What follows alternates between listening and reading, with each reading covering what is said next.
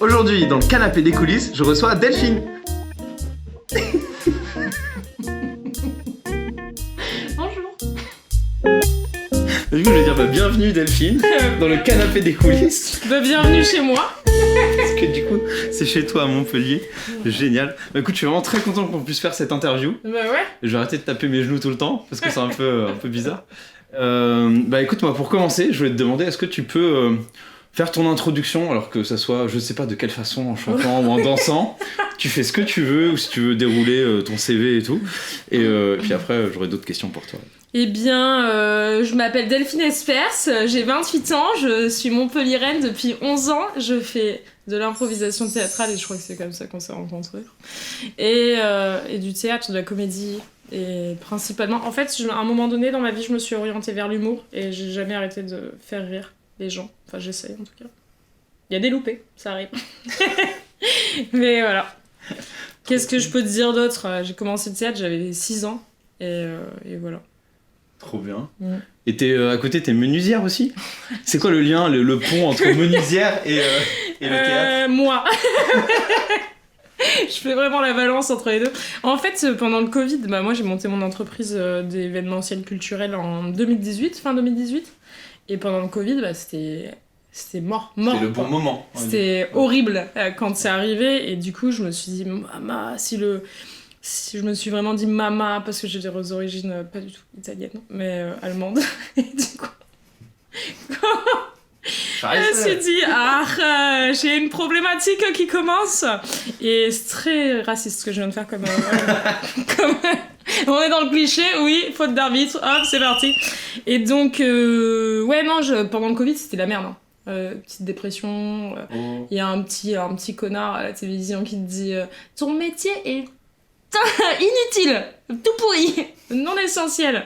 Et en même temps, tu vois tes comptes se vider et t'es là, hey, pourquoi ça rentre plus ? Et du coup, je me suis posé la question de qu'est-ce que j'aimais faire dans la vie. Et j'adore bricoler. Tu vois, tout ce qu'il y a autour de nous, c'est moi qui l'ai fait. Ces petits coussins là, qui sont derrière, c'est moi qui l'ai fait. Ces étagères qui sont finalement des morceaux de bois que j'ai cloutés. Parce qu'on dit clouter. Okay. C'est là. Pas du tout. Voilà, le tableau et tout. Enfin, voilà, j'aime vraiment travailler avec mes mains. Et avant de monter mon entreprise, j'étais graphiste. Et c'était hors de question pour moi que je retourne dans un bureau face à un ordinateur et que je fasse des trucs sur un ordi, tu vois.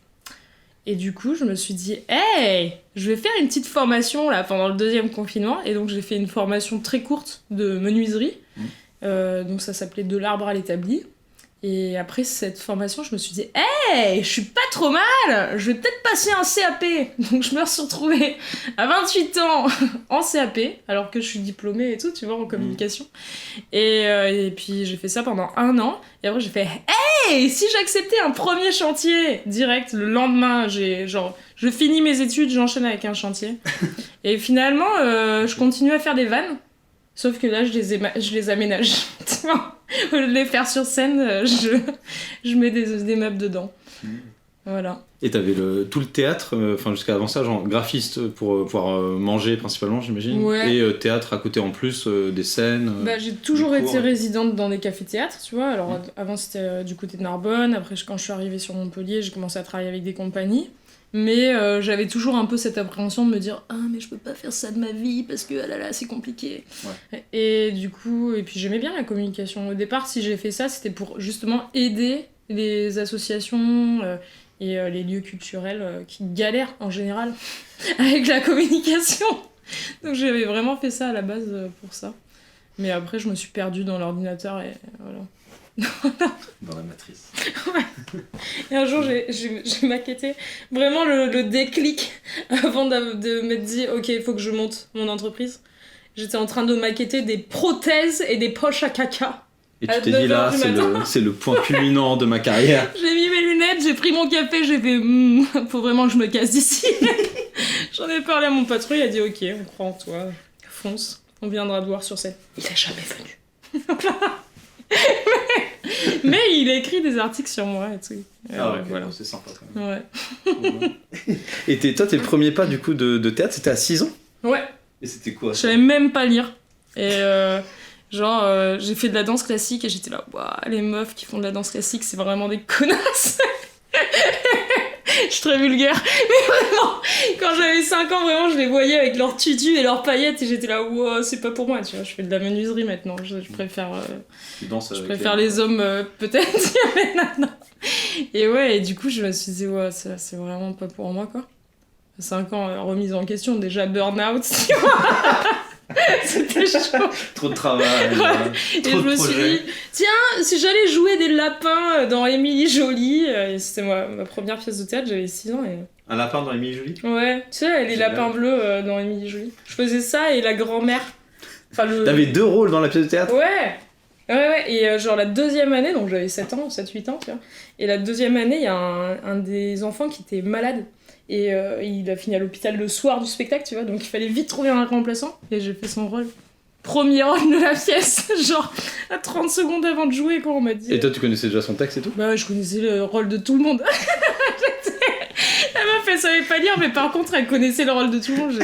J'ai une mémoire auditive, et du coup, quand on répète des textes, au bout de 3 fois, c'est bon, c'est en tête, quoi. Alors, je te le fais pas à la virgule près, tu vois, mais en général, ça marche assez bien. Trop stylé. C'était rigolo. Moi, j'aimerais vraiment que tu retrouves des photos. Des photos. Mais attends, alors c'était pas mon tout premier spectacle, mais mon dernier spectacle, j'ai retrouvé des vidéos là récemment sur mon vieux disque dur et j'étais là, mais ouais. Et là, à ce moment-là, j'ai 15 ans, tu vois, c'était parce que j'étais du côté de Lyon avant. Enfin, à l'île d'Abo, exactement. Les gens de Lyon, ils vont me cracher dessus si je dis ça. Ok, je connais pas. Parce que c'est dans l'Isère. Donc, c'est pas dans le Rhône-Alpes. Mais ouais, j'ai commencé à Villefontaine, quoi, le théâtre. Voilà. Et 6 ans, du coup, les prémices de la carrière avec plein de rôles pour Émilie Jolie. Et après, c'est quoi l'étape clé d'après l'étape clé, c'est je suis arrivée à Narbonne et là... C'était à quel âge là, j'étais adolescente, je devais avoir 13 ans, tu vois, après-ado. Et j'ai pas trouvé de troupe de théâtre. C'était horrible. Et franchement, mes parents, ils étaient dépités. Ils se disaient, mais il y a pas, en fait, ici... Ou sinon c'était conservatoire et moi j'aimais faire rire déjà, tu vois. Et j'ai fait 1 an dans une troupe mais horrible, on était genre 3 enfants. On a fait la représentation et tu sentais que le mec il avait pas du tout la même énergie que ce que j'avais pu connaître avant dans mon association Il était une fois. Et du coup j'étais vraiment dépitée. Et en fait il y avait un petit café-théâtre à Narbonne. Et je suis allée toquer. J'ai fait, moi aussi, je veux faire des cours de comédie. Ils m'ont dit, mais tu as que 15 ans. Et j'ai dit, je m'en fous, mais c'est vulgaire, je m'en fous, je peux quand même le faire. Puis j'ai commencé comme ça, la comédie, quoi. Et c'était quoi l'asso Il était une fois Il était une fois, c'était l'asso qui était à Villefontaine. Je sais pas si elle existe encore. Et du coup, tu y étais jusqu'à tes 16 piges, ouais. 15 piges. C'était une grosse association et franchement, c'était hyper qualitatif.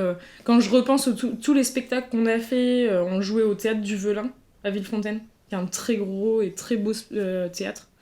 Enfin, en tout cas, avec ma vision de jeune enfant, c'était incroyable, quoi. Et puis en plus, dans l'association, t'avais tous les niveaux, tous les âges, et t'avais même les cours pour les adultes. Et les adultes, chaque année, ils faisaient des spectacles, mais c'était incroyable, quoi. Genre, j'ai un souvenir, une année, ils avaient fait un spectacle nocturne avec plusieurs scènes. Et en fait, toi, t'arrivais et tu baladais dans le parc, et tu voyais les différentes scènes et tout, mais pour une association, tu vois, c'était que des amateurs. Putain, ils faisaient ça, ils ont fait un spectacle de 6 ans, et ils refaisaient les scènes plusieurs fois pour chaque spectateur. Ouais, c'est ça. Quoi. Et à la fin, t'avais une scène finale qui englobait le truc, mais c'était fou. Et puis on était avec nos petits lampions là à suivre, enfin, c'était vraiment hyper bien fait. T'as des spectacles de rue qui sont aussi intéressants, tu vois, c'est pas des pros, quoi, qui font ça. Ah, et du coup, t'es passé de ça à il y avait rien. Le petit café-théâtre, c'est comment un café Ouais, c'était un café-théâtre, ça s'appelait le Citron Givré. Là, c'était chouette, j'ai rencontré plein de gens.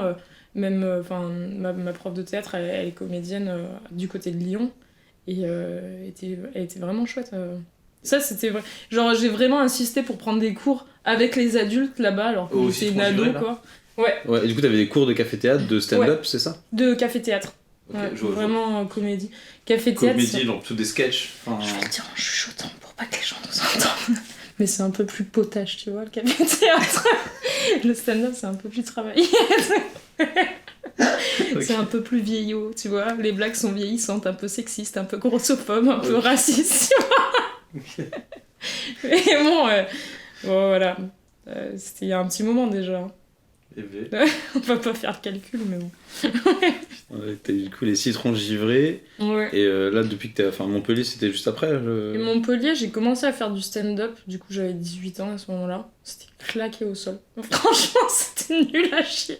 J'espère sincèrement qu'il y aura jamais de vidéo de moi à cet âge-là en train de faire du stand-up. Parce que là, je quitte la France, quoi. Je vais m'enterrer quelque part dans une île sans réseau.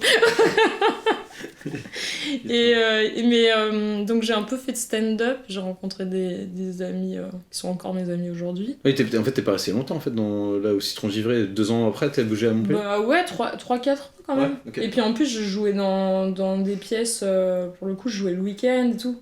En même temps que je passais mon bac, bah je jouais dans des pièces de café-théâtre.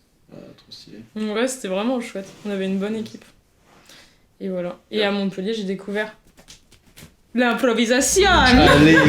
C'était quoi les premiers contacts avec l'impro Alors comment ça s'est passé?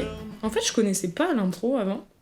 Et j'étais en études de communication et franchement je bossais beaucoup comme un étudiant qui pense que sa vie se résume à ses études, tu sais.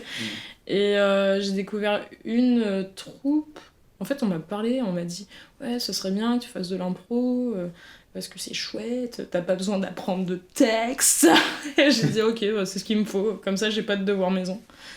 Et j'ai découvert la troupe alors c'est la compagnie du Capitaine, qui est très connue à Montpellier.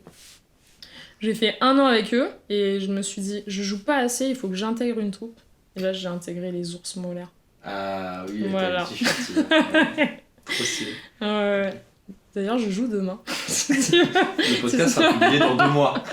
Et ben, je joue demain parce que je joue tout le temps. Et si c'est pas demain, c'est après-demain. Je sais pas où encore, dans 2 mois, mais...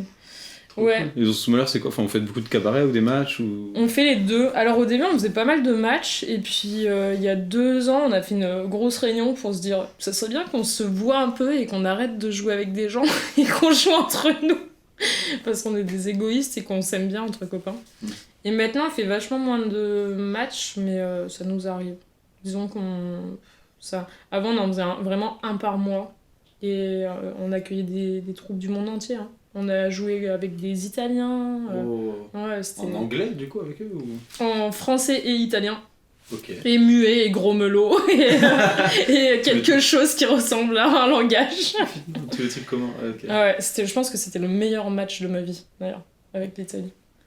Parce que pour le coup, t'es obligé d'avoir une écoute qui est parfaite. Parce que comme tu comprends pas ce qu'ils te disent, tu dois plus écouter. C'était vraiment trop bien. C'était trop fort. Et puis tu dois bien checker les mimes qu'ils font pour comprendre. Ouais, et puis on a fait une comédie musicale, mais c'était incroyable. D'habitude, c'est toujours la catégorie que tout le monde déteste, qui fait saigner les oreilles. Parce que pour des gens qui connaissent, qui savent pas très bien chanter. Ouais, et en fait, avec eux, c'était la meilleure comédie musicale qu'on avait pu faire dans notre vie d'improvisateur, quoi. Trop stylé. Putain, avec des Italiens et tout. Ouais. Et c'est des cours ou quoi vous dans votre asso, quoi, vous avez un ou une prof tout le temps? Vous faites des cours auto-coachés entre vous ramenez un peu tout le monde, des profs que vous aimez bien à droite à gauche ou... On s'auto-coach et en plus on fait venir des personnes qu'on aime bien. De temps en temps on fait des stages. Et cette année, avant on était vraiment très réguliers, on se voyait tous les mercredis soirs, il y avait un coach tournant. Et puis là, cette année on s'est dit on se voit moins. Mais par contre, quand on se voit plus longtemps. Et du coup, on travaille vraiment sous forme de stage, plus que de petits ateliers réguliers toutes les semaines. Okay. Voilà, c'est une autre façon de faire. Trop stylé. Ouais, c'est vraiment une bonne troupe. Et au fil des cours, là, c'est depuis que t'as 18 piges que t'es dans l'impro. Ouais, peut-être j'étais peut-être 19 ans quand j'ai commencé l'impro. Ok. Ouais. Tu te souviens de moments clés d'apprentissage, genre que ce soit en groupe ou sur scène, où tu dis ah tel truc mais je peux le jouer comme ça, ou ah pour bien intégrer une scène avec un tel je peux faire telle transition, enfin est-ce qu'il y a des moments où tu as senti que ça a fait pop dans ta tête et t'as fait ah ouais là j'ai un nouvel outil et ça putain ça je vais tout défoncer avec quoi. Ouais, tu sais souvent on me dit que j'ai une bonne gestuelle sur scène. Que tu fais des bons mimes ou... Bah, je me trouve pas très bonne en mime, moi. Mais disons que je bouge beaucoup et quand je prends un des personnages, je les interprète vraiment, tu vois. Ouais. Je sais pas si ça vient du théâtre ou quoi, mais... Et du coup, vraiment, au début, ce que je faisais pour me dire, ok, je serai toujours bien en impro, c'est que j'avais ma petite liste de personnages, tu vois. Je me disais, alors celle-ci, je fais bien, ça, je fais bien, ça, je fais bien. Et comme ça, peu importe les situations, j'essayais de choper mes persos de confort, tu vois. Donc ça, t'avais des personnages refuges que t'avais travaillé en mode ok, elle se tient comme ça, tel accent ou pas. Ouais, ça vraiment, tu vois, la grand-mère. Je l'ai appris, j'avais 6 ans finalement, tu vois. Non, mais des persos comme ça, j'essaie toujours de bien les interpréter. Et je pense que ça quand j'ai compris ça en impro, que l'interprétation, tu sais, le fait d'avoir vraiment persuadé que tu es cette personne. Quand t'es sur scène, en tout cas, sinon c'est de la schizophrénie, c'est plus grave. Et ben, je pense que ça aide beaucoup au jeu. Et quand j'ai compris ça, ça m'a libérée d'un truc, tu sais. T'as dit, ah non, je suis pas schizo, c'est très bien. Ah, trop bien. Trop cool. Voilà. Et en match ou en cabaret, c'est quoi, enfin, si on t'envoie sur le grill, c'est quoi ta contrainte? Tu fais celle-là, les gars, c'est pour moi, je la ponce. Celle que... Ah ouais, alors moi j'adore les contraintes genre gros melot, les muettes, mais... Et puis en plus quand t'as un bon partenaire de scène, ça peut être tellement beau, quoi. Et j'aime bien aussi les très courtes, où t'es en solo et que tu présentes vraiment ton univers, puisque tu peux te lâcher, quoi. Tu vois, genre la mort théâtrale, c'est une de mes catégories préférées. Genre où ils te disent, il faut que tu meurs et tu fais une mort n'importe laquelle. T'as 30 secondes, t'as un objet du public et un lieu, et tu dois mourir avec l'objet dans le lieu. Ah oui, bah tu me l'avais fait faire. Parce que du coup, moi j'ai testé un cours d'impro du coup, à Montpellier via une amie qui habite ici. Et du coup, tu nous avais fait mourir aussi sur scène. Oui, on avait fait toute une séance sur la mort. Hyper gay le truc. J'adore faire mourir mes élèves. C'était vraiment chouette. Hein. C'est vrai, on avait travaillé donc la mort théâtrale. On n'avait pas fait la survie en milieu extrême. Non, on avait fait le parcours du donjon où là, il fallait survivre sans trop tous mourir. Mais non, le focus sur la mort, c'était vraiment sympa. D'ailleurs, ça fait combien de temps du coup tu donnes des cours du coup impro débutant et tout ça ou... Alors en impro, ça doit faire 4 ans maintenant. Et puis en théâtre, en fait, j'en donnais quand j'avais 18 ans aux enfants. Et puis après, là j'ai continué, là ça fait 2 ans maintenant que je donne des cours aux enfants de théâtre, de texte. Mais tu donnes aussi des cours d'impro à des tout petits aussi. Ouais, alors les petits c'est difficile de faire du théâtre, alors on fait plutôt de l'impro. Oui, des tout petits quoi, 4-5 ans, c'est assez folklorique. C'est assez folklore, ouais. Parce que du coup tu leur apprends beaucoup à se mettre en cercle. Ouais. Je leur dis, tu veux... je te l'ai déjà dit hier, mais tu veux quoi? Tu veux qu'on en reparle? Ah oui, des trucs et de la patate. J'ai des espèces de rythme dans mes cours avec les petits pour qu'ils se disciplinent, je sais pas comment dire, qu'ils deviennent plus sages. Et du coup, je leur dis, tu demandes tout le temps de faire des cercles et pas des patates et tout. Alors, c'est eux qui le disent finalement après. C'est rigolo. Voilà. 4-5 ans, c'est incroyable. C'est riche en créativité. Il y a rien qui est bridé. Il y a zéro filtre. Zéro filtre. Ils pètent dans le cours, il y a zéro problème, quoi. Tu vois? Oh là là, putain, c'est... L'apothéose du non-jugement, de la liberté. Ouais, et puis c'est rigolo, ils ont des fois ils imitent les adultes et... Comme la semaine dernière, je leur dis alors comment on pourrait faire ça? Attends, je vais réfléchir. Et là, ils prennent une pose trop cliché et je sais pas à quoi ils réfléchissent. Enfin, bon, c'est pas du tout explicable, je pense, en podcast, mais avec la vidéo aussi.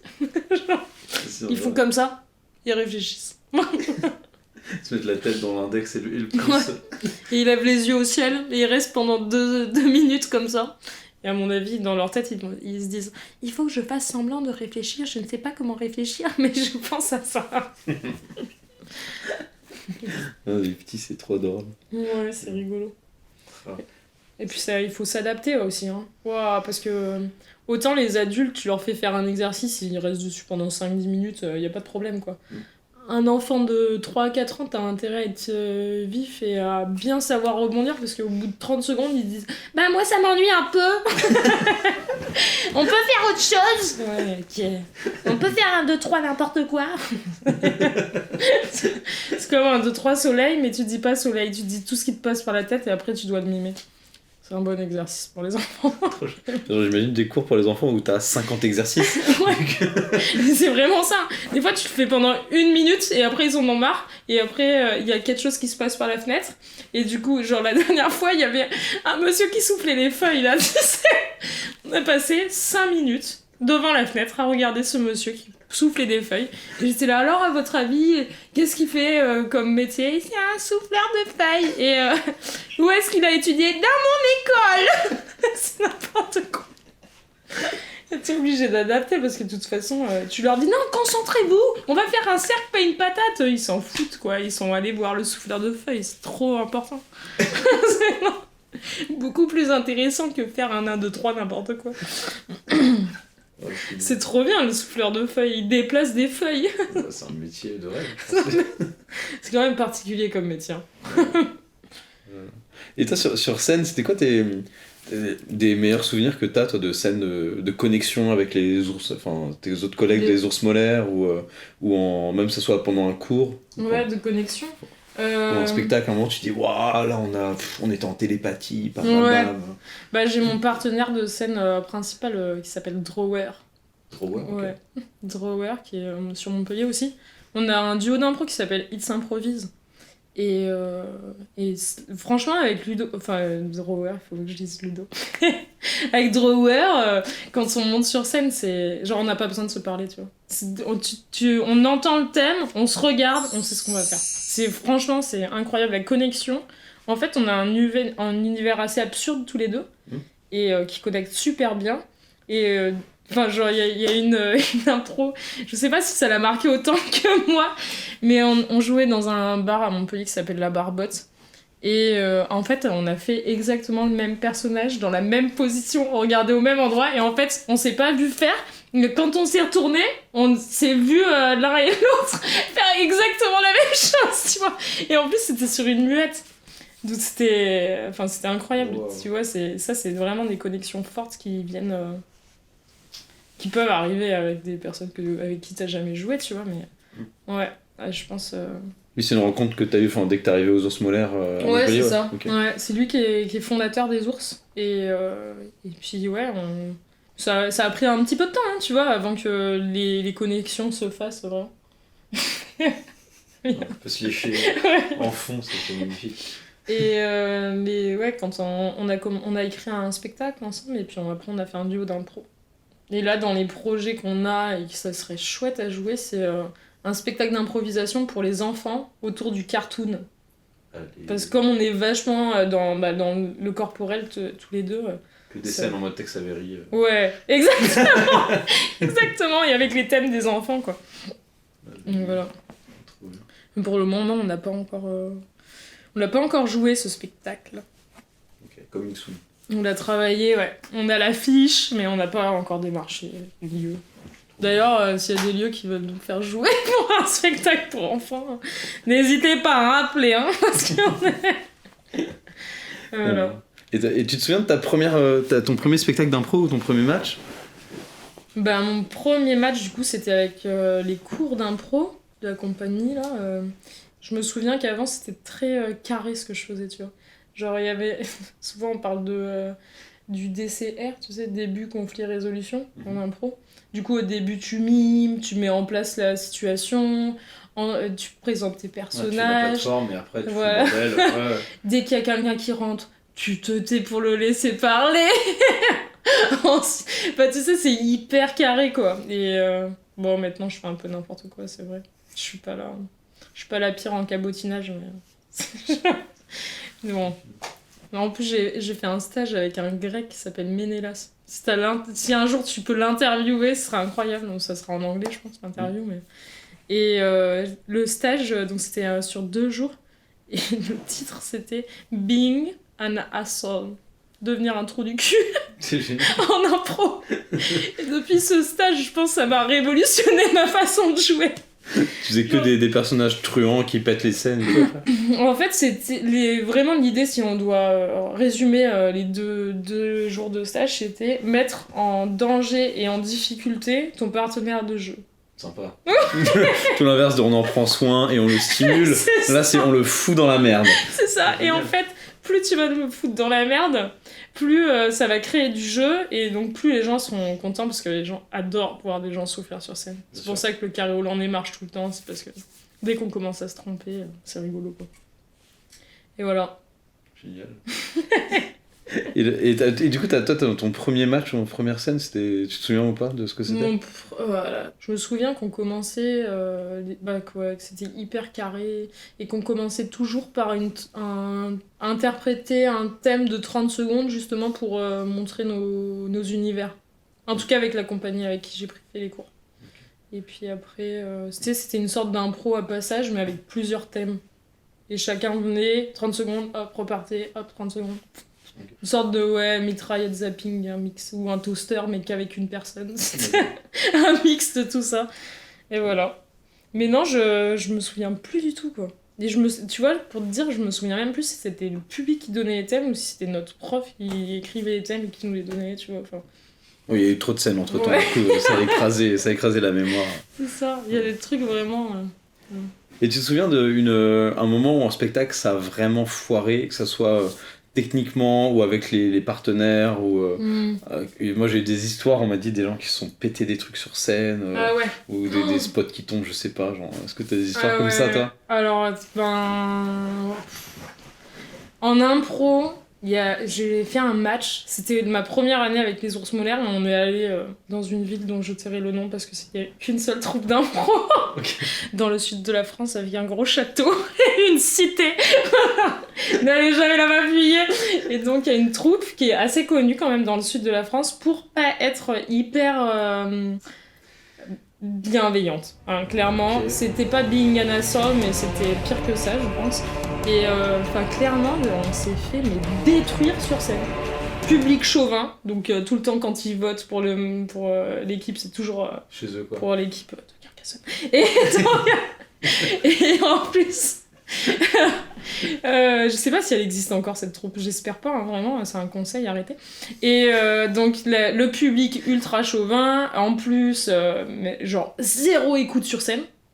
Il n'y a aucun équilibre entre l'équipe carcassonnaise, je l'ai dit, et l'autre équipe qui les accueille. Ouais. Et tu vois, à un moment j'étais sur scène, la nana arrive, elle parle au téléphone, elle jouait une flic, téléphone avec les deux doigts bien sûr. Bien sûr, hein, on est dans la ville du sud de la France qui est réputée pour un super feu d'artifice. Et donc elle arrive, téléphone, elle mime un téléphone, très bien mime, et elle m'enferme sur scène et elle continue à parler au téléphone. Et genre moi c'était au début de l'impro, tu sais, je savais pas comment réagir dans cette situation et je me disais juste je suis enfermée dans un espace de 1 mètre sur 1 mètre sur scène, je vais pas sortir de scène, en plus j'étais la seule de mon équipe à ce moment-là donc tu sors pas quoi. Elle apporte rien à l'histoire et elle parle pas avec moi, tu vois. Et il y a une autre scène qui s'est passée, genre il y avait un de mes collègues qui était sur scène, des ours. Ils sont arrivés à 8 sur scène. Ils sont, je sais pas combien ils étaient. Mais toute l'équipe, voilà ça. Même le public et tout. Non, le boulanger, leur chien est venu. À un moment donné, ils sont arrivés. Toute la ville était là, sur scène. Et lui, il était tout seul. Et il n'y a aucune règle de match qui a été respectée. Et l'arbitre, il ne sifflait pas. Ah bah non. Non. Ou alors, s'il sifflait, c'était pour l'équipe accueillie, bien sûr. Non, c'était... Le supplice. Ah, mais c'était horrible. On est ressortis, plus personne parlait dans la voiture. On était là, qu'est-ce qu'on a vécu? Bah, de la merde, hein, clairement. Tu vois, c'était vraiment... Ah ouais, c'était pas foufou. Hein. Bien sûr, il y avait du cliché, voilà, à tire-larigot, du cabotinage. Et toi, là, tu continues, genre, après toutes ces années genre d'impro, de théâtre et tout, il y a quoi qui t'anime le plus, toi, en ce moment, en principal? Parce que tu fais de la scène aussi, t'as un one-woman show. Ouais, j'ai un one. C'est quoi le titre? Un deuxième en préparation. C'est Delphine Espers. en voie d'apparition. Oui. Et en voie de Blague. disparition pendant le Covid. Ouais, c'était ça. En voie d'extinction. Pendant le Covid, c'était... Et ouais, non, et là, je sais pas encore si je vais rejouer. Parce que je commence à avoir beaucoup de matériel pour faire un nouveau spectacle, de stand-up plutôt. Donc on verra, hein. On verra, quand j'aurai le temps. Parce que du coup, t'as tes meubles, t'as les cours pour les enfants, les cours pour les adultes, là, le lundi. Ouais. T'as du stand-up, et puis t'animes le Donut Comedy Club, là. Ouais, j'ai un plateau d'humour, le Donut Comedy Club. Je suis hôte Airbnb. D'ailleurs, j'ai accueilli Mark Jane à la maison. Allez, sur ce canapé. Ouais, sur ce canapé, il a dormi comme un bébé. Et qu'est-ce que je fais d'autre ? Bah, du graphisme, hein, je continue un peu quand même. Du coup, je sélectionne mes clients, si on peut dire ça. Et je travaille principalement pour des événements culturels. Voilà. Okay. Ou une microbrasserie. Récemment, j'ai fait une microbrasserie. Mais j'ai arrêté les prothèses, les poches à caca. Tu choisis tes combats. En fait. Voilà, c'est ça. Raison. Ouais, cela dit, aujourd'hui, peut-être ça me ferait rire. Mais... si c'est bien facturé, ouais. Ça peut te financer un gros plateau de stand-up et beaucoup de... Si on m'offre une poche à caca, tu vois. Si ça te fait rêver, moi je juge pas. Non, pas du tout. Il y en a avec des dinosaures dessinés dessus pour que ça soit plus sexy. C'est une info que je te donne. Voilà. Je la prends, mais je sais pas où est-ce que je vais la ranger. Tu la mets où tu veux. Au Airbnb aussi en plus de tout ça. Et moi on m'a dit qu'il y avait un esprit dans ton appartement. Ah oui. C'est quoi l'histoire de ce truc-là ? Attends, c'est vrai qu'il t'a raconté ça. Alors l'esprit dans mon appartement. Donc c'est quand même un vieil appart, hein, t'as vu les escaliers, on dirait que tu rentres dans un château. Et du coup, parmi tous les guests Airbnb que j'ai accueillis, donc ça fait 7 ans maintenant que je vis ici, il y en a une un soir qui est arrivée et qui a passé sa tête dans ma chambre et qui m'a regardé dormir comme ça. Et moi, ça m'a réveillée et je dis bah qu'est-ce que tu fais là ?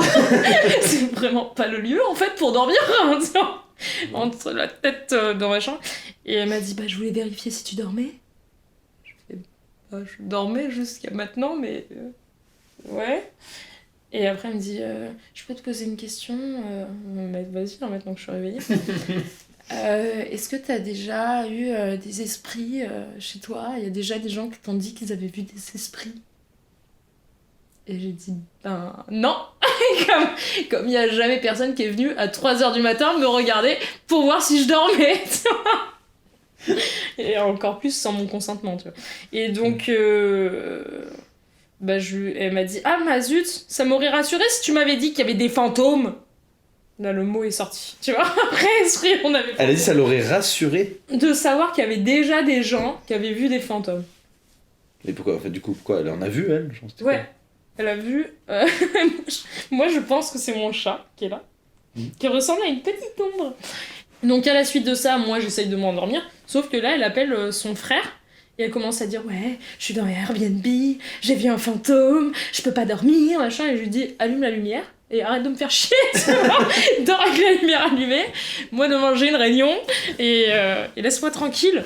Et en fait elle a appelé son frère et du coup ça m'a réveillée. Et je me suis levée, j'ai fait une tisane et j'ai retracé un peu toute l'histoire de cet appartement, les changements qu'il y a eu et tout. Une patience. Franchement. Ouais, on les veut les 5 étoiles Airbnb là. Ouais, c'est ça. La pression des étoiles.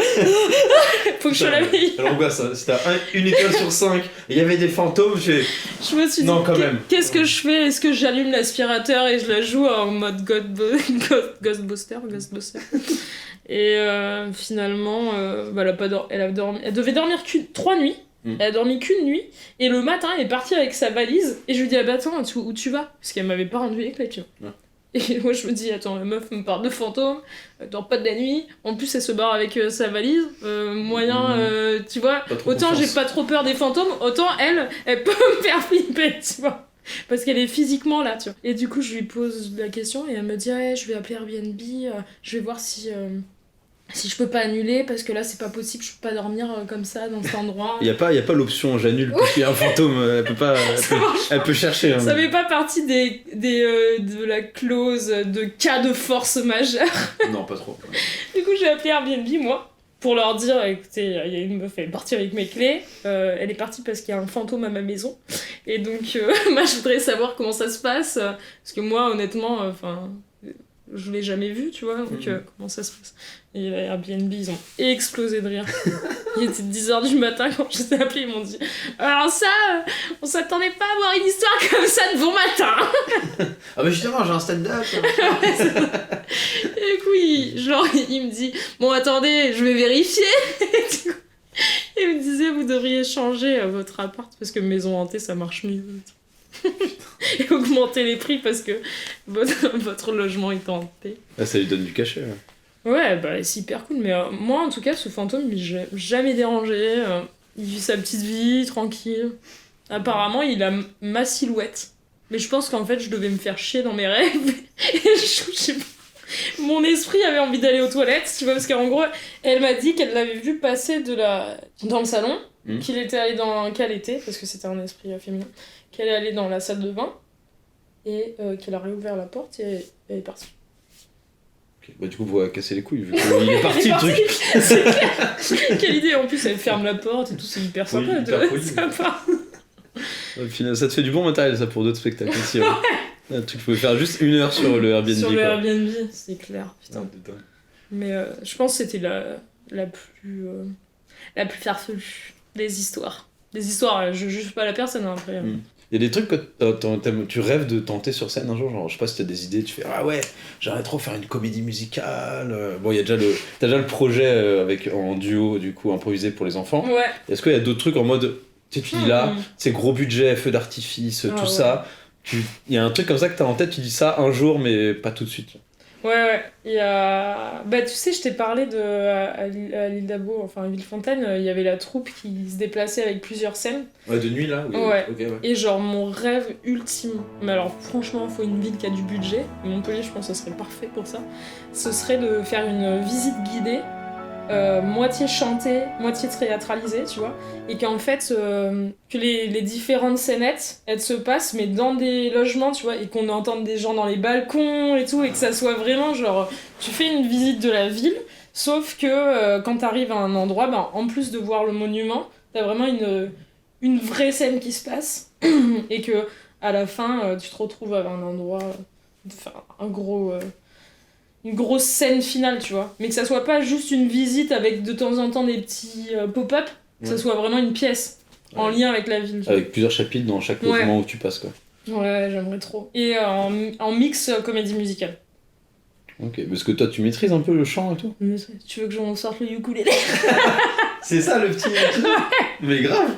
Oui, il y a celui-là, mais il est désaccordé. Je le passe. Ah oui, ça, je me disais, est-ce que c'est un saxophone? Parce que moi j'avais joué du saxophone, ça ressemblait un peu. C'est un peu plus lourd le sax. Bah ouais, je l'ai pas porté. Un peu plus gros. Allez. Tu veux quoi comme type de musique? Bon, là, ce que tu veux, c'est toi qui.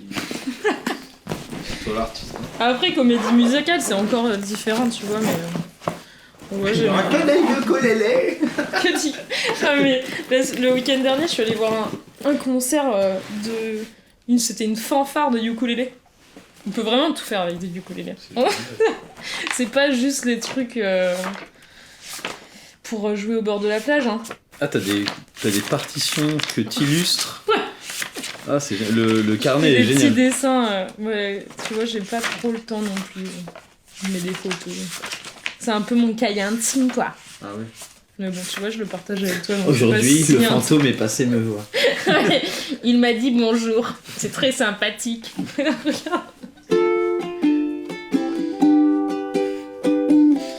Je te propose un blind test. Attends. Okay.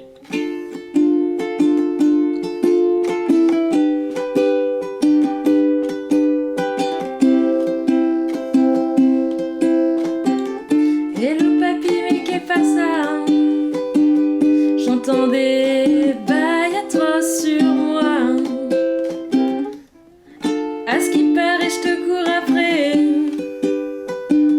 Mais ça va pas, mais t'es taré, ouais.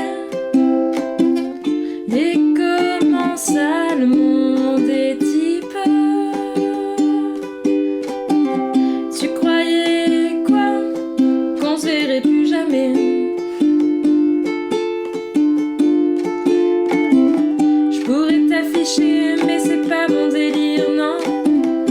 D'après les rumeurs, tu m'as eu dans ton lit. Oh, Dja-Dja. Y'a pas moyen, Dja-Dja. J'suis pas ta cata, Dja-Dja. Ouais, on cache à ma baby, tu t'aides ça. Kachana baby, tu t'aides ça. C'est génial. Jusqu'à ce que tu dises Dja-Dja, j'avais pas aucune idée de quelle était la chanson. C'était juste, mais ces paroles sont vraiment très très nulles. C'est magnifique. C'était trop mignon, mais cette version-là est beaucoup mieux que l'original. Merci. Un jour on m'a dit, tu l'as saccagé. Bon, bah, j'étais saccagé comme il faut. Oh, j'ai rien dit. Ah, c'est trop voilà. cool. Ah, Ouais, j'adore. c'était une interlude musicale. Trop cool. Ouais. Et ben, Du coup, j'aime bien la musique. Et puis, je trouve que ça réunit les gens, tu vois, la musique. Mm. Ça... surtout autour de Dja-Dja. Dja-Dja, tout le monde connaît.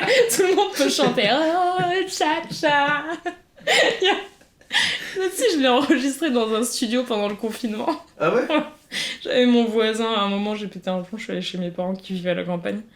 Et mon voisin, c'est un artiste local, il a tout un studio d'enregistrement, mais ultra pro, tu vois. Juste dans son garage, quoi. Et du coup, un jour, je suis allée le voir, j'ai envie d'enregistrer Dja-Dja ukulélé. Il a dit, ok. On a fait ça. Viens, j'ai rien à faire, c'est le confinement. C'est ça. C'est n'importe quoi. Et bon, je voulais faire un clip dessus et tout. Finalement, c'est peut-être pas plus mal que je l'ai pas fait. Je voulais twerker dans les champs, tu sais, avec mon ukulélé. Ok. Peut-être c'est un projet fou que je pourrais réaliser. Du coup, pour voir ça, faut qu'on prie qu'il y a un autre confinement. Je sais. Peut-être je peux faire ça à un moment où je suis en vacances, tu vois, juste, tu vois. Bah, s'il te plaît. Je suis pas obligée d'attendre un confinement, c'est dommage quand même. Sinon, il va falloir que je me reconvertisse encore dans autre chose, parce que les gens pourront plus voyager avec des vannes aménagées, donc... Ah oui, parce que tu vois, tu fais des meubles pour des vannes aménagées aussi en menuiserie et d'autres. Ouais, en fait, c'est c'est principe. En fait, j'ai fait 3 stages. Mon premier stage, je l'ai fait avec un tapissier dans une menuiserie, donc j'étais un peu avec le tapissier, un peu avec les menuisiers. Beaucoup avec les menuisiers, finalement. Ensuite, j'ai fait un stage dans l'aménagement de véhicules utilitaires pour le plaisir de voyager. Et le 3e stage, j'ai fait avec une ébéniste. Et en fait, aujourd'hui, je travaille avec le gars avec qui j'ai fait mon 2e stage, donc on aménage des vannes. Trop stylé. Ouais, c'est vraiment hyper La sympa. van life. Ouais, Van lifer, exactly. ouais, c'est bien dans la vibe C'est du la- moment, ça. C'est ça, Instagram nous adore. Mais ouais, c'est... En vrai, pour les gens qui ont envie d'aménager un van, t'es pas obligé de passer par des professionnels, mais... Bon, on peut dire non. Parce que... Ouais, ceux qui ont de l'argent, venez nous voir. Si vous voulez un truc quali, c'est chez nous qu'il faut aller. Et ouais, Trop bien. comme je voulais continuer à faire des vannes dans ma vie, quoi qu'il arrive, peu importe la reconversion. Puis j'avais quelques vis cachées, je me suis dit autant que ça me serve, quoi. Tu vois. Je continue. En plus, il y a toujours du boulot dans la menuiserie. D'accord. Du boulot. Oui, du boulot, oui. Du je- boulot. j'avais- Ok. En plus des vannes et du stand-up, toi t'as des objectifs cette année où tu dis ouais, cette année j'aimerais bien que mon cours d'impro il y ait 50 personnes et que j'ai finalisé mon projet je sais pas, de spectacle pour les enfants avec Pour cette année, Draways. drawer. Drawer. Comme un tiroir, Un finalement. drawer, ok. Il y a plein d'idées dedans. quoi. Ok. Les gens pensent ça, mais en fait, lui, c'est parce qu'il pensait que ça voulait dire dessinateur. Parce qu'il fait du dessin. Mm. Sauf que, oups, c'est pas ça le mot. C'est encore plus drôle. Oui. J'aime bien le fait que son nom il soit basé sur une erreur de traduction. En même temps, c'est logique, hein, tout draw, drawer. Bon. Ouais, ben, un projet cette année. Cette année, je rénove un appartement que j'ai acheté, donc mon projet c'est d'aménager dedans et que je puisse enfin vivre dedans, quoi. Je t'avoue que là c'est un peu chaud de penser à créer, mais comme je te disais tout à l'heure, peut-être pour l'an prochain, un prochain stand-up, quoi, un prochain spectacle, un seul en scène. Ça serait chouette, tu vois, de parler peut-être de ma reconversion professionnelle, ça peut donner des idées à d'autres gens. Donc c'est inspirant. Trop cool. Et voilà. Mais bon, après, je suis open, qu'on me propose des trucs. Bah là, il y a la ville de Montpellier qui va te contacter pour les scènes dans toute Oh la là ville. là, mais par contre, gros budget, parce qu'il faut les payer, les musiciens et les chanteurs et tout, tu vois. Et puis après, il faut trouver les lieux, tu vois, qui t'accueillent et tout. Mais ce serait pas génial? Mais si, ça serait T'arrives à un endroit, il y a des volets qui s'ouvrent et là, t'as 3 personnes qui sont « Bienvenue à Montpellier !» Je suis allée au marché. Oh, la White Side Story là. Ce serait trop cool. T'arrives dans un parc, 15 personnes qui arrivent, hop, petite scène théâtrale, petite danse et tout. Tu finis avec un bal général sur la place de la Camourgue, c'est incroyable quoi. Et en plus, t'as vu un vrai spectacle. Avec des Des vrais en feu. comédiens en feu qui chantent et qui dansent. Et c'est la fête quoi. Il est au taquet, hein. Il veut jouer dedans aussi. Ouais. Franchement, je l'ai jamais vu aussi sympathique. Ah ouais? Vous saviez, parce que c'est la plus bavarde de cette maison. Ah ouais? Bah là, elle t'écoutait parler du coup. C'est fou, hein? Moi, je suis très content qu'elle ait pas tout foutu le bordel dans le câble. Elle a quand même checké, alors c'est bon, la vidéo ça tourne au son, ça tourne à l'image. Voilà. Bon, on va trop l'embêter, sinon après elle va se mettre à miauler. Bah, Delphine, moi j'ai une dernière question. Ouais. Et on se projette, on suppose que tu vas vivre hyper longtemps. Et dans ton appartement, dans ton futur château, je sais pas, t'as un feu de cheminée, t'as 88 ans. Ouais. T'as tous tes petits-enfants ou les petits-enfants de tes potes qui sont là. Ils sont petits, ils commencent l'impro, quoi. Ils ont 4-5 ans. Il y en a d'autres d'un peu plus grands. Qui donnent des cours, tu crois. Et ils te demandent, mais... mamie Delphine, mamie Dédé, c'est quoi ton secret pour faire des super impros et tout, tu peux nous raconter? Je leur dirais quoi? Attends, je vais essayer de faire un truc hyper sincère et honnête. En fait, soyez sincère et honnête à chaque fois que vous jouez. Écoutez les autres, mais écoutez-vous. Et surtout, soyez persuadés de ce que vous faites. Et que c'est vrai. C'est bon ça? C'est parfait. Ouais. Trop cool. Je pense que plus tu sais, c'est comme quand tu joues et t'es enfant. Et ben tu crois vraiment que on va jouer au papa et à la maman. Tu penses vraiment que tu joues très très bien. Et ben je pense que l'impro c'est pareil. Tu vois, si tu interprètes un cow-boy, il faut que tu aies conscience et que tu sois sûr d'être un cow-boy. Peu importe si tu mesures 1m2 et que tu as 8 ans et que tu n'as jamais connu l'Amérique autrement qu'avec Lucky Luke. Voilà. Ah, génial. Merci beaucoup Delphine. Est-ce que là on peut te faire ta petite page de publicité? Ouais. Voilà, si tu veux annoncer des spectacles, des cours d'impro, tout ça. Bah normalement d'ici à ce que le podcast sorte, je ferai toujours des cours tous les lundis à 19h ou 20h, ça dépend de la dispo de chacun, au Théâtre Le Point Comédie. De toute façon, il faut me contacter pour réserver. Et pour les enfants, c'est toujours le mercredi à la Maison pour tous, Albert Camus. Et puis sinon, bah faut me suivre sur les réseaux, quoi. Tu vois, Instagram, TikTok, t'as vu, tu connais.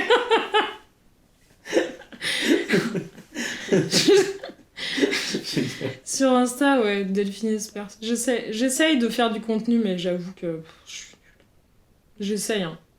Mais bon... Moi aussi, il y a des petites stories sympas, mais avec le chat, des fois. Et tout. Ouais, avec Mia, quand elle est chiante. Comme d'habitude. Ouais, j'essaye, mais je me dis, quand tu lis les trucs comme... Pour avoir un Insta bien, il faudrait faire 10 stories par jour.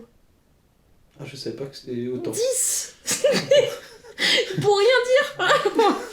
Bon, vaut mieux que t'écrives le spectacle à la place. Ouais, vraiment. En fait, je pense que moi, je suis faite pour le spectacle vivant. D'ailleurs, n'allez pas voir les vidéos que j'ai fait pendant le confinement. C'était horrible. Malaise-land. Cool, bah hâte de te voir sur scène pour le prochain spectacle.